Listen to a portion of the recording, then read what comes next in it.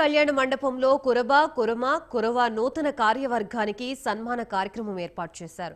ఈ కార్యక్రమంలో బీసీ సంఘం జాతీయ సంఘం అధ్యక్షుడు ఆర్ కృష్ణయ్య పాల్గొన్నారు. దేశవ్యాప్తంగా 12 కోట్ల మంది కురబ కులాల్ని రాజకీయంగా ఎదగనివ్వాలని కృష్ణయ్య అన్నారు. 27% ఉన్న బీసీ రిజర్వేషన్ ని 50% చేయాలని డిమాండ్ చేశారు. అలాగే తిరుపతి నగరంలో కనకదాసు విగ్రహం ఏర్పాటు చేయాలన్నారు.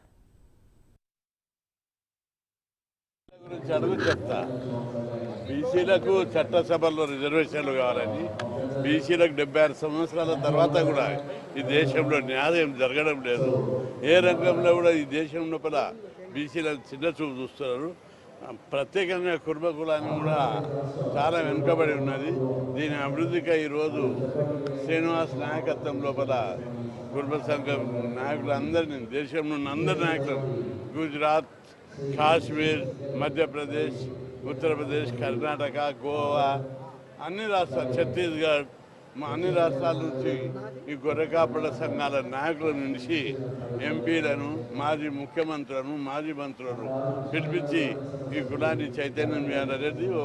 ఈ కుర్మను కూడా బీసీలో ఒక వర్గం, ఒక కులం.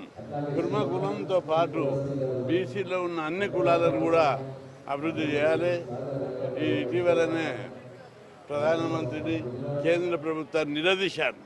76 ఏళ్ల తర్వాత కూడా బీసీ కులాలను అభివృద్ధి చేయాలని చెప్పి ఆగస్టు 6, 7 నా చలో ఢిల్లీ ప్రోగ్రాం పెట్టినాం. రాజ్యాంగాన్ని సవరించి చట్టసభల్లో బీసీలకు, అసెంబ్లీ పార్లమెంట్ ఎన్నికల్లో బీసీలకు 50% రిజర్వేషన్లు పెట్టాలి. వీళ్ళ గురించి చెప్తా. బీసీలకు చట్టసభల్లో రిజర్వేషన్లు